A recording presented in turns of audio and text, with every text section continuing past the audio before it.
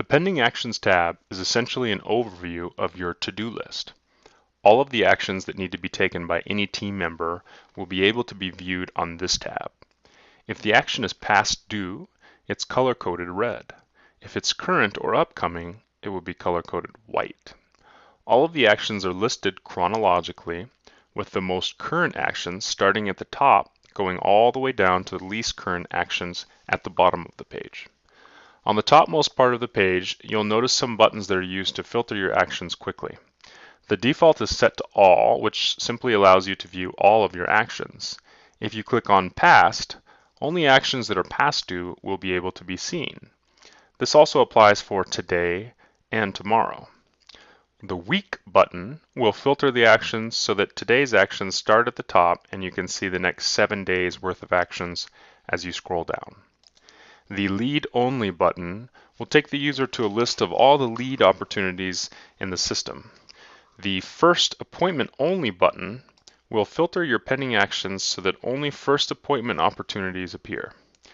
This obviously gives you a quick glance at your upcoming meetings in person. The Email Only button filters actions so that only email actions appear, while the Call Only button works similarly in filtering actions so that only call actions appear. Beneath that, there is a horizontal blue tab that categorizes the information below by date due, client, source, and action description. You'll notice that if you bring your mouse pointer to the name of the client, it is in hyperlink form, allowing the user to click on the client name and be taken to that client's file. Date due represents which day a particular action needs to be addressed. Each time a user works on one of these actions, he or she will likely set the date due out until it needs to be addressed once again. Every action is going to have 3 buttons in the farthest right box of that action: Email, Details, and Completed. Email will take the user to an outgoing email page where he or she can write a custom email or select a template to the user that the action was associated with.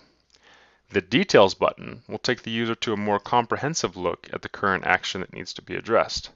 From here, the user can read instructions on completing the action, make notes about the action, change the due date, reassign the task to another team member, or complete or delete the action itself. Most of the time, a user will use the Details button to update notes and due date to continue working on this particular action. When complete, the user simply selects Complete Action at the top of the page. A pop-up will appear prompting the user to input minutes spent on that action. Once that is done, the user will be taken to a page where he or she can select the appropriate follow-up action to be worked on next. If the action is the very last one in the sequence, then completing the action will simply close out the action sequence and there will be no option for a further action. Once this follow-up page, a user should select the checkbox on the right side of the next appropriate action and hit Submit. If the user got to this page by mistake and does not want to move forward in the sequence, he or she can select Stop Sequence.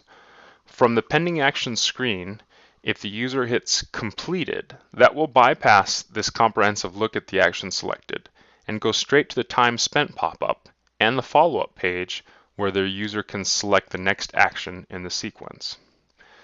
Call script actions, or actions in which the user is making a call to a lead or prospect, have a little bit of a different look than the rest. First of all, you'll notice a blue button called Open Script. This button will pop up a small window containing the call script, if any, used by your firm. This allows the user to quickly open their scripts for reading, reminding, or what have you right from their call action. Directly below where the phone number is displayed, you'll notice several buttons. These buttons are used to log what the result of the call was. Anytime a button is selected, the user must also hit the Save button to record those results. Dialed. The user dialed the contact but did not connect and did not leave a message. Connected. User dialed the contact and was able to speak with the contact. Left message. User left a voicemail after the contact did not pick up. Set first appointment. User spoke with the contact and was able to confirm an appointment date and time for the first meeting. DNC. User spoke with the contact and the contact requested that he or she not be called back. At this point, the user should put the contact on the DNC list, which stands for Do Not Call. Bad number. User attempted to dial the contact and found the number was out of service or disconnected.